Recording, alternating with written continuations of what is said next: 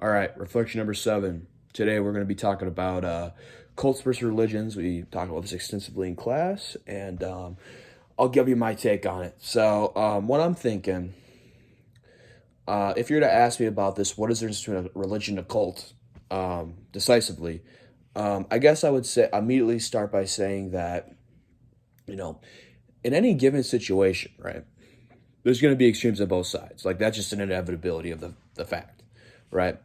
Um, so I guess the extremes in this example would be religious isolation and cults, right? You look at something like religious isolation, right?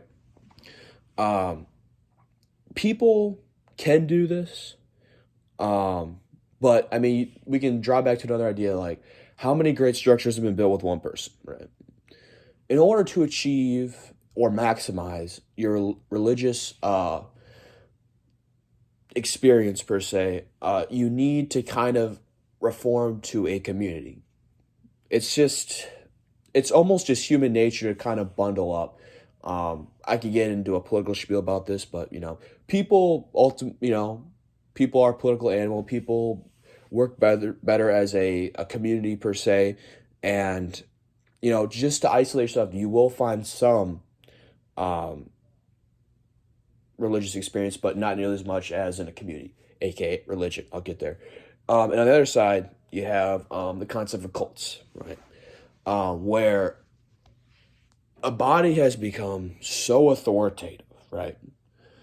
Um, that everything has been idolized to maybe a certain individual or a certain thing versus what the actual achievement should be, right?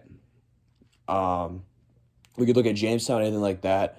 Where basically the people have been led astray by the corruption of one individual, where one person or maybe a group of people have rot down the tree and corrupted the original thought. Right? Again, look at this a political perspective. Any dictator could do this. You can draw the comparisons all day. Maybe Stalin had a great concept for a great country, or communism was a great concept in theory, but ultimately one bad leader can rot fucking like everything, right? And that's where we get that this kind of authoritative sense that has basically become corrupted, and everything has been wiped clean per se. And that leads us to our synthesis, religion, the concept of religion, and coming together per se. Uh, you know, when you have a group of people that can come together as a community, a loving community, a community that aspires to seek religious betterment, not to any specific humanly figure or anything like that, but just come together and bask in a spiritual love for something better than themselves. This is where we get religion. This is why religions have been successful for many years. This is the foundation in which every person should, take place in. So, I mean, this is my opinion. I think it's very important because people need to learn the differences. I mean, you can call one thing a cult, maybe it's not a cult. Call one thing a religion when it's really not a religion.